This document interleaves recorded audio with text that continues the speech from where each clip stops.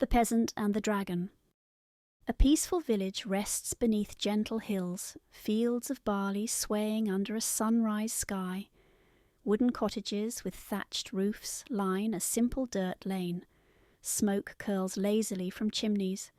Briar, a young peasant girl of perhaps 16, kneels in the garden behind her family's cottage, pulling weeds and humming softly. She's strong from farm work, with kind eyes and calloused hands. Her mother calls her name, telling her to help tend the goats. In a quiet corner of the kingdom, Briar lived a simple life. She knew little of courtly intrigue or legendary beasts. That was all about to change. Briar carries a wicker basket toward the pasture where the family's livestock graze. A sudden hush falls over the land. The birds stop singing. Wind rustles through the barley. She hears a distant roar, not thunder, but something alive, ancient. The goats scatter nervously. Peering over the fence, Briar spots a flash of emerald scales slipping behind a low stone wall. She gasps. A dragon, long thought extinct. It's young, about the size of a large horse. The creature paws the ground near a frightened lamb. Instead of devouring it, the dragon just nudges it aside and looks anxiously around. Briar inches closer, heart pounding. The dragon meets her gaze. Its eyes reflect something fearful, uncertain. It half spreads its wings in a defensive posture. Expecting fiery wrath, Briar raises her hands, trembling, but no flames come. Instead, the dragon backs away, whimpering quietly, then turns tail and flees toward the distant forest. Briar is stunned. This dragon, supposedly a terror, seemed more scared than monstrous. A frantic cry rises in the village behind her. Neighbours shout, "Dragon!" Briar returns to find the villagers alarmed, some readying spears and pitchforks. They argue about summoning the king's hunters. By midday, a party of armoured hunters from the royal court arrives, having heard rumours that a dragon has been spotted. Their leader, Sir Emmons, is grim-faced and efficient. He claims the king has decreed that any dragon found must be captured, tamed if possible to serve the crown. If it resists, it shall be slain. Briar watches from behind a stack of hay. She feels uneasy. The dragon she saw was frightened, not attacking. The villagers, desperate for protection, comply with the hunters. Briar's mother pleads with them. Don't bring its wrath upon us, fearful of the creature's return. Though the hunters ignore her, marching off in search of the beast. That evening, in the warm glow of their small hearth, Briar's family and neighbours talk in low voices. Some whisper that dragons were once guardians of nature, wise creatures with ancient knowledge. Others remember only grim legends of fire and death. Briar struggles to reconcile what she's heard with what she witnessed. The dragon fled from her. It harmed no one. Could it be that the creature is lost or hurt? Her father sighs and suggests letting the king's men handle it. Her mother remains silent, worry etched on her face. Unable to sleep, Briar steps outside into the moonlit yard, determined to understand the truth. She must find the dragon before the hunters do. Briar ventures quietly beyond the village fence, lantern in hand. The fields give way to rolling woodlands. She follows disturbed patches of earth, bent grasses, signs of the dragon's passage. She nearly loses her way until a distant rustle catches her ear. She finds the dragon curled beneath a fallen oak tree, trembling. In the pale moonlight she sees fresh scratches on its hide, possibly from the hunter's arrows. The dragon bares its teeth, but not in rage, more in fear, pain. Briar softly hums a lullaby her grandmother used to sing. The dragon's growling fades into wary silence. Briar sets down her lantern and crouches, making herself as small and unthreatening as possible. She remembers old stories, long ago, dragons and humans shared a silent language of gestures and empathy. She raises her hands, palms open, and speaks in a soothing tone. I don't want to hurt you. I know you're scared. The dragon cocks its head. Its eyes glisten with a gentle intelligence. Slowly it nudges forward, sniffing her hand. Briar notices a thin rope trailing from one of its hind legs, a snare left by the hunters. She carefully works it free.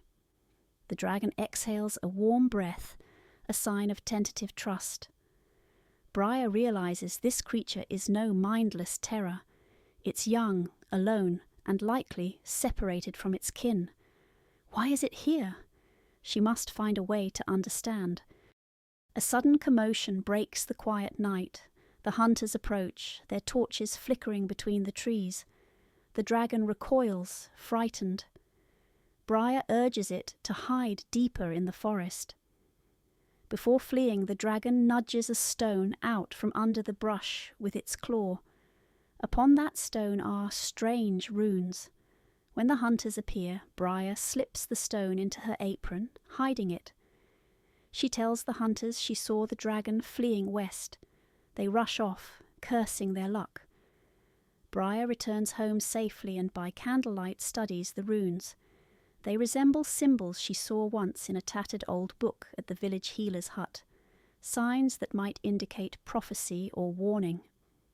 At dawn, Briar visits the village healer, an old woman named Loenna who once travelled far and studied law. Loenna frowns at the runes. She tells Briar of an ancient pact between dragons and the old kings of the realm.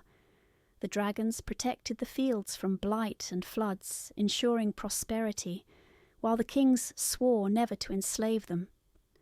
Over centuries, humans forgot this oath. The current king, ambitious and cruel, seeks to tame a dragon to solidify his power. The young dragon's presence may be a reminder of that ancient bond, or a sign that nature is now out of balance.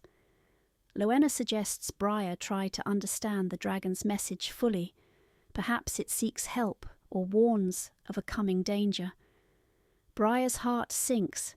If the king's men capture it, that knowledge will be lost. Word spreads that the king himself will visit the region soon, intent on capturing the dragon. The villagers nervously prepare to host the royal retinue. Some hope for reward, others fear punishment if they fail to deliver the creature. Briar feels a new resolve. She must protect the dragon. That evening, Briar sneaks away into the forest again. She calls softly, humming the lullaby until the dragon emerges.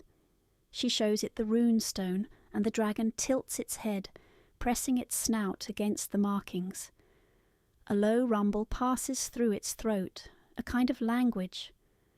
Briar closes her eyes and tries to feel what the dragon conveys, a memory of green fields, grand trees, and a time when humans and dragons were friends. The next day, the king arrives with a glittering entourage. Sir Emmons has tracked the dragon's movements and cornered it near a rocky hillside. The creature, frightened, tries to escape. The king demands the villagers help force it into a snare cage. Briar steps forward, gathering all her courage. Briar, defiant, "Your Majesty, this dragon means us no harm. We have broken our ancient promise. If you enslave it, you will bring ruin upon the land. Please, let it be free." The king sneers, amused that a peasant girl dares speak so boldly. He commands his men to shoot the dragon if it resists. The hunters raise their crossbows. But Briar moves between them and the dragon, arms spread wide. At that moment, a gust of wind stirs the fields. The dragon lifts its head and releases a low, sorrowful cry. The villagers hesitate. What if Briar is right? What if subduing the dragon invites disaster? Seeing the villagers falter and sensing their doubt, the king wavers. He cannot risk open defiance, not while he and his men are outnumbered. He snarls and gestures for his men to stand down, at least for now. Briar leads the dragon away from the ring of spears, speaking softly. The creature nuzzles her shoulder gratefully. In its eyes, she sees a future where humans and dragons might again coexist, sharing knowledge and protecting each other from greater threats. The king departs, furious but unwilling to cause a scene before his subjects, who now question his methods. The hunters retreat, muttering curses but lowered swords. Briar walks with the dragon to the edge of the forest. It spreads its wings, glancing back at her. She can sense its gratitude and also its warning. The kingdom stands on a fragile threshold. If greed and cruelty continue, famine and strife will follow. With a powerful leap, the dragon takes flight into the twilight sky. Briar watches until its silhouette fades among the clouds, filled with a strange mixture of sadness and hope. Briar returns to the village at dusk, where her family and neighbours stand awed and silent. She has no crown or armour, just a heart that dared to understand. The fields whisper in the wind, and somewhere far beyond the hills, the dragon carries the memory of old alliances, waiting for the day humans might remember their oath and walk a path of peace once more.